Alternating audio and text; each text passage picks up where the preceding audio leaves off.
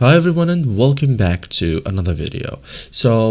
If you want to organize your documents, analyze files with AI and keep everything inside the same project, adding files to a space in Perplexity AI is a key step. Okay, so in this guide, I'll show you step by step how to add files to space in Perplexity AI effectively. Okay, first thing, open Perplexity AI. So go to perplexity.ai or open the mobile app, log into your account and be ready to upload. So now open your space. So go to spaces section here, select the space that you want.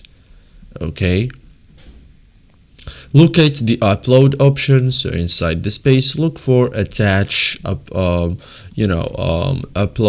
button. Okay, tap and add file option, so usually near the chat input area, and now be ready to upload. Select your file, so choose from your device, PDF, image, document.